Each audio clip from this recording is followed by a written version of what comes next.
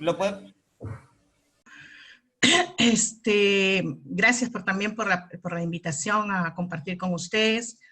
Yo voy a tratar de mantenerme dentro del horario. He preparado solamente algunas diapositivas para poder conversar con respecto a este tema. Dentro de lo que nosotros vamos a considerar en trauma, no van a ser los conceptos tradicionales, que eso es ya lo que ustedes pueden haber visto en otros espacios. Nosotros vamos a usar un concepto neuropsicológico y también sistémico. El trauma es la forma en que el cuerpo responde a la amenaza y por tanto cómo el cuerpo se organiza alrededor de él. Entonces, los enfoques dirigidos al tratamiento del trauma han de contemplar necesariamente el trabajo con el cerebro subcortical y con el cuerpo. Nosotros tenemos que entender que hay tres tipos de trauma.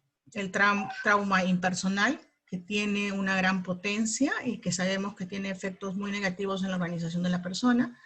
Amenaza la supervivencia y no pueden ser absorbidos y contenidos por la mente. Y necesitan todo un proceso de absorción. Son los traumas que generalmente comprendemos como los traumas después de situaciones de desastres, ¿no? Está el trauma interpersonal, en donde los traumas tienen involucrado la presencia de otra figura humana que ejerce el trauma. Y en esta tipología, en este tipo de trauma, los traumas más difíciles de procesar en las situaciones de niños son los traumas que son cometidos por aquellas figuras encargadas del cuidado y protección. Nos referimos específicamente a los padres o cuidadores cercanos. En ese sentido, los traumas interpersonales, cuando son cometidos por las personas de alrededor y cercanas, son las que propician mayores niveles de desestructuración. Y después de ese está el otro trauma, que es un trauma que generalmente no se habla, que es el trauma acumulativo complejo. Que si nosotros lo juntamos con el interpersonal, es un trauma que va mediando todo lo que es el desarrollo afectivo, emocional, pero también neuropsicológico del niño.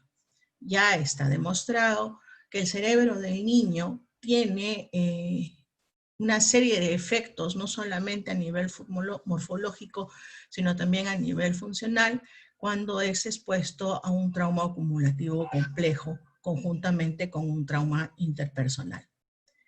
Hablamos fundamentalmente de un trauma acumulativo complejo cuando implica vivir con un padre o una madre que tiene hacia el niño comentarios negativos, críticas frecuentes, palabras hirientes, poca simpatía y poca valoración. No solamente entendido como lo que comúnmente conocemos como un maltrato psicológico, sino también como el hecho de obviar la presencia del niño a pesar que lo puedes tener cerca. Nosotros tenemos que tener en cuenta que cuando el cerebro del niño crece en buenos tratos, existen tres tipos de componentes que son necesarios para la mentalización y la atención plena. Cuando se crece en buenos tratos, existe la posibilidad de tener un yo representacional, un yo emocional y un yo somático adecuadamente intercalados, y en donde hay una coordinación e integración de estos tres que permite tener un yo reflexivo y un yo atento, lo que va a darnos pie a tener una mentalización y atención plena. Cuando sucede esto, nosotros hablamos de que existe una configuración tanto a nivel de tronco cerebral, tanto a nivel de cerebro emocional, de la corteza prefrontal y la corteza cerebral. Obviamente, de no existir en lo que nosotros le conocemos como un cerebro formado en buenos tratos, surge lo que es un cerebro formado en malos tratos. El cerebro formado en malos tratos es aquel en donde no se logran establecer ninguna de estas capacidades ni ninguna de estas configuraciones. Y en ese sentido nosotros tenemos que tener en cuenta que nosotros tenemos dentro del sistema nervioso autónomo una forma de responder, no solamente a través de lo que viene a ser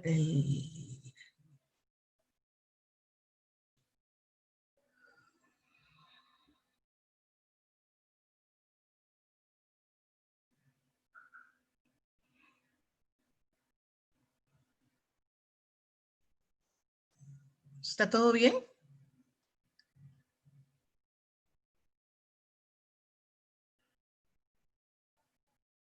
Dentro de lo que viene,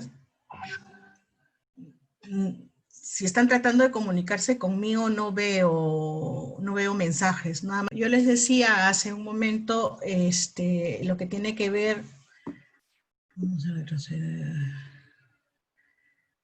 con lo que viene a ser un cerebro formado en buenos tratos.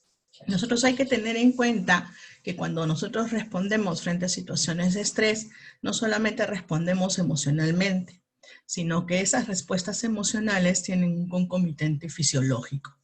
Ese concomitante fisiológico nosotros lo centramos en dos partes fundamentales, en el sistema nervioso autónomo, específicamente en el simpático y en el parasimpático.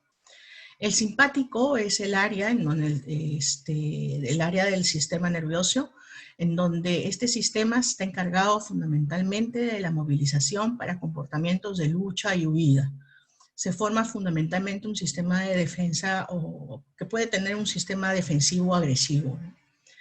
Y el otro sistema que se activa es el complejo vagal dorsal, que tiene que ver con el parasimpático, en donde el sistema es de inmovilización para la retirada por la autopreservación, que es lo que nosotros le conocemos como el sistema de defensa pasivo.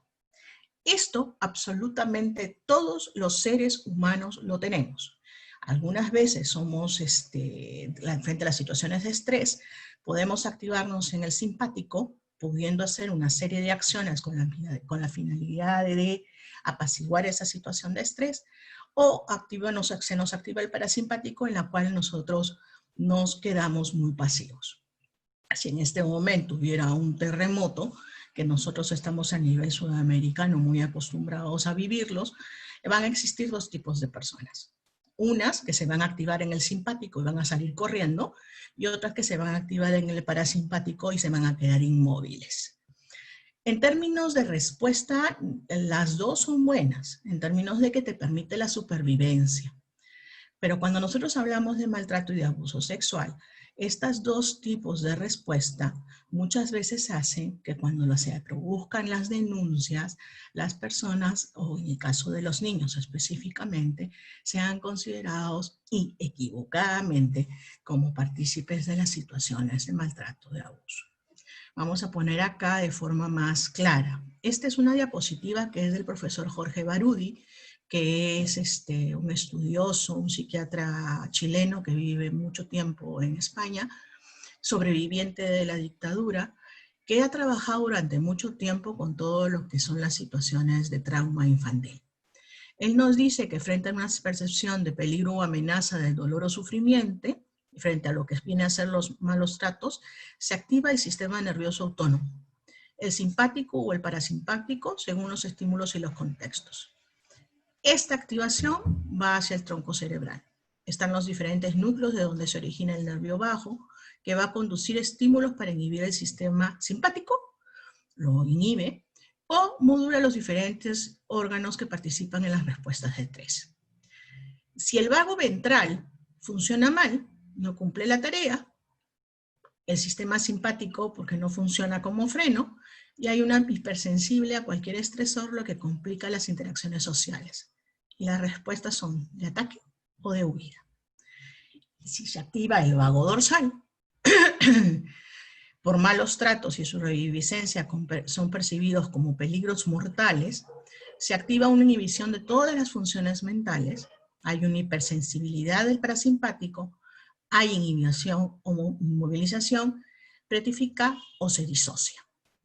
Este es el circuito por el cual muchas veces los niños pueden quedarse inmóviles frente a una situación de maltrato, de abuso y de abuso sexual, o se pueden disociar, porque exactamente están en lo que viene a ser una inmovilización o inhibición, pero no producida por parte emocional, sino porque hay una respuesta del vago dorsal que no está permitiendo tener una respuesta más adecuada, que en este caso podría ser la de huida o la de agresividad. ¿Ok? La que viene es un video, ojalá que podamos verlo. Si no, yo les dejo acá la presentación, vamos a ver. Y vamos a ver a través de lo que sufre este animalito con respecto a lo que es ojalá que se presente, deje presentar el video, porque es el que más nos deja ver a nosotros cómo es que se produce esta respuesta de huida y esta respuesta de paralización. Parece que no se logra ver. Ahí está. Ay.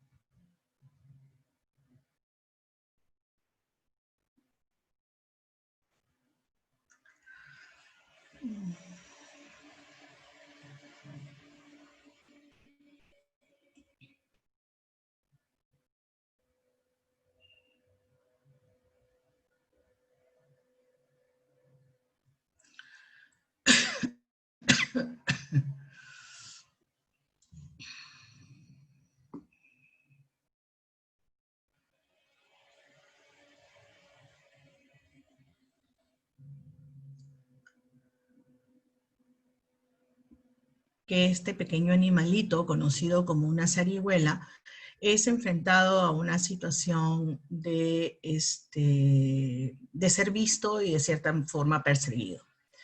Cuando se activa el... Ahí está.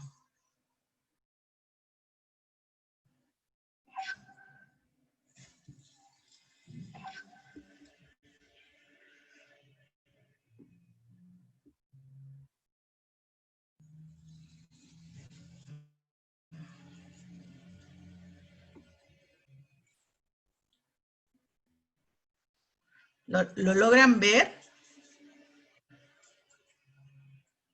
No, aún no. Llamado inmovilidad tónica. ¿Ok? El niño no pierde la conciencia, pero pareciera como que no nos presta atención. Algo lo activó en el parasimpático y simplemente se inhibió totalmente, pero sí nos escucha. Entonces, ahí nosotros tenemos que tener mucho cuidado de qué es lo que decimos con respecto a lo que es el niño y cómo éste se está relacionando y comunicando con nosotros. Hay un estado alterado de la conciencia, el tiempo se enlentece, no hay miedo ni dolor y son respuestas automáticas no elegidas, especialmente cuando hay un llamado de inmovilidad tónica. Uno de los ejemplos más claros y que lo repiten constantemente los profesores y que de repente lo han escuchado y yo lo voy a repetir.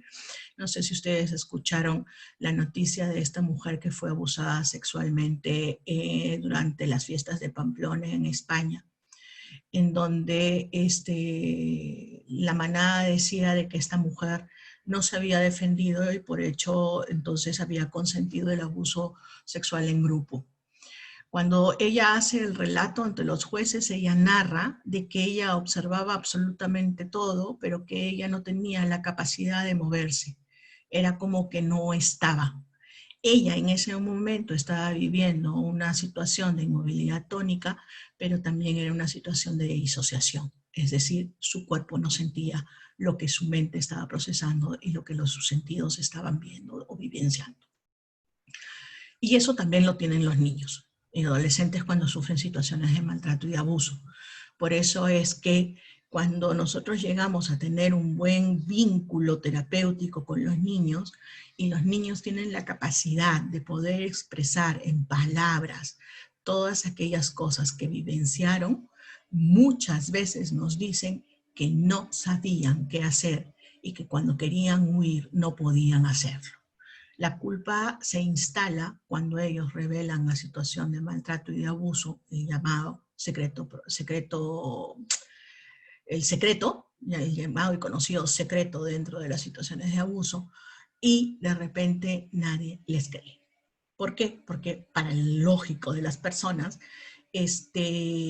uno piensa de que esa situación haría que uno escape, pero no sabemos cuál es su sistema de respuesta que está activado.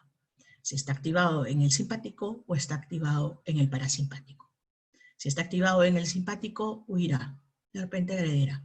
Pero si está activado en la preservación, esos son niños cuyo cerebro simplemente los hace quedarse inmóviles.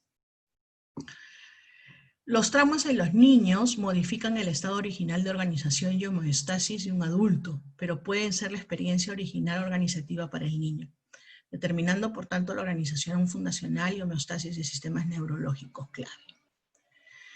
El comportamiento avasallador, insensible e intrusivo por parte de los padres es un predictor a los 6 meses de hiperactividad y de los problemas de atención en la guardería y más allá.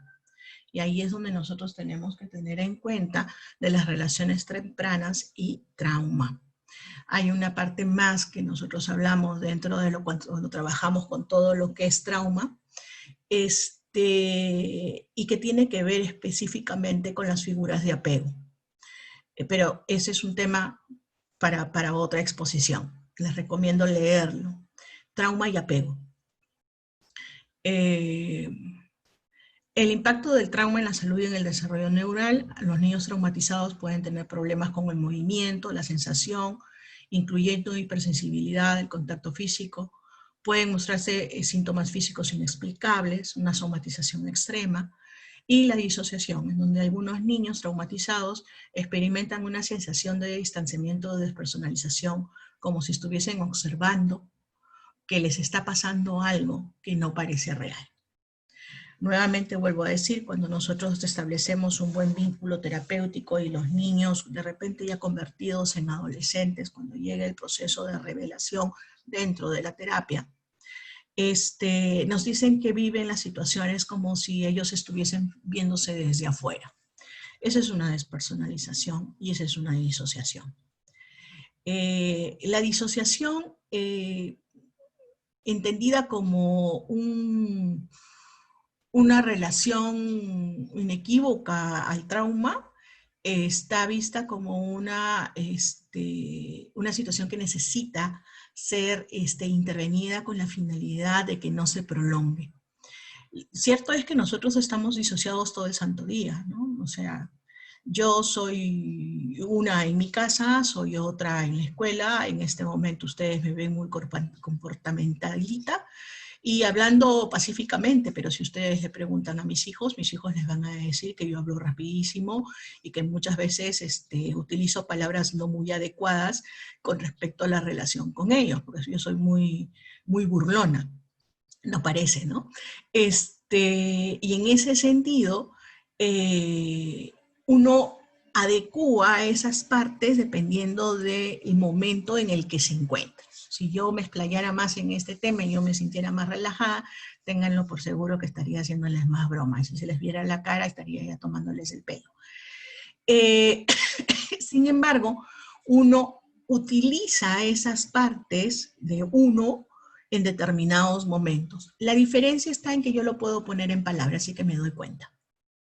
Entonces yo me doy cuenta que en este momento soy Ana María la que está exponiendo en un congreso internacional. Dentro de 10 minutitos seré Ana María la que tiene que correr e ir a cocinar, y de repente comience yo a gritarles a mis hijos, caramba, ¿por qué ustedes no han corrido? Y dentro de 2 horas voy a ser Ana María la que trabaja en un hospital con niños con abuso sexual. La diferencia es que yo me doy cuenta cuáles son todas estas particularidades que yo tengo y cuáles son esas cosas que yo utilizo en todo momento. Y en algún momento pueden ser todas ellas, ¿ok? Cuando se produce la disociación, uno no se da cuenta, ¿no? Uno no tiene la capacidad de darse cuenta qué es lo que está pasando. Entonces es como que hay un desbloqueo y una separación entre lo que yo estoy haciendo y cómo lo estoy viviendo. Y se hace muy difícil lo que es el poder integrar estas diferentes vivencias, ¿no? Y estos diferentes sentires. Es un tema apasionante como para tener mucho más tiempo para hacerlo.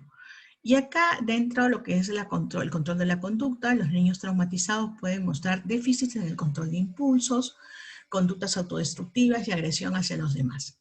Si yo les digo a ustedes dificultades en el control de impulsos, conducta autodestructiva y agresión hacia los demás, automáticamente nosotros podríamos estar pensando en una serie de diagnósticos clínicos que no necesariamente responden a esos diagnósticos clínicos, sino que son producto de situaciones de trauma. ¿Ok? Por ejemplo, los oposicionistas desafiantes. De repente tienen control de impulsos, tienen conductas autodestructivas, agresión hacia los demás, pero no es un oposicionista desafiante. No se ha revelado las situaciones de maltrato ni las situaciones de abuso.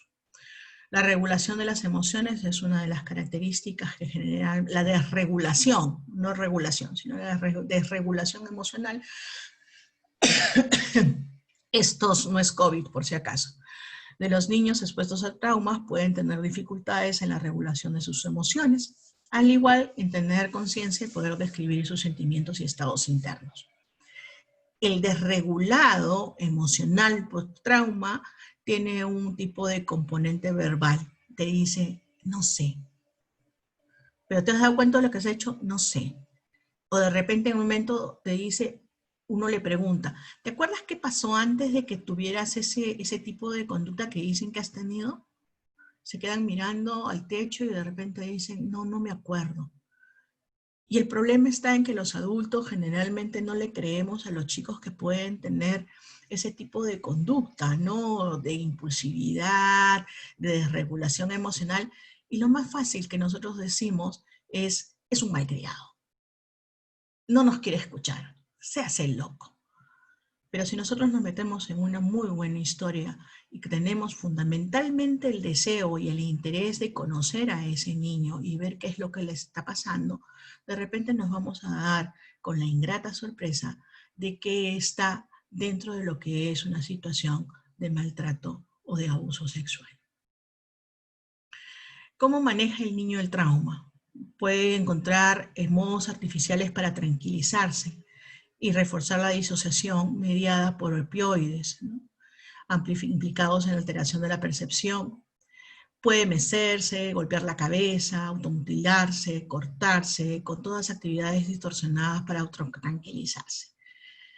Si yo me quedo con solamente algunas de estas características y no realizo una sola entrevista bien realizada, no solamente con los cuidadores, sino también con las personas de alrededor, yo puedo estar realizando diagnósticos que no son los más adecuados para la vivencia del niño. Recordémonos que nosotros tenemos, cuando trabajamos con niños y adolescentes fundamentalmente, la condición ética de poder hacer una muy buena historia clínica. O sea, historia clínica que incluye conocimientos de la historia de la pedagogía, porque todo un cerebro formado en malos tratos no nos va a responder adecuadamente ni en la parte emocional, ni en la relacional, ni en la parte de aprendizaje académica. Y nosotros tenemos que tener un buen entrenamiento dentro de lo que es entrevista, pero también la posibilidad de quitarnos el sobrediagnóstico de cierto tipo de patologías en donde es muy fácil hacerlos porque conviene para mantener a los niños quietos dentro del sistema escolar. Obviamente es más difícil poder entender a un niño qué es lo que le está pasando a poder llegar a saber que de repente hay otra situación de complejidad. Las otras dos diapositivas son más de lo mismo. Yo quiero terminar mi participación con una sola frase. Estamos en periodo de cuarentena y de cuidado, pero los derechos del niño no están en cuarentena. Gracias.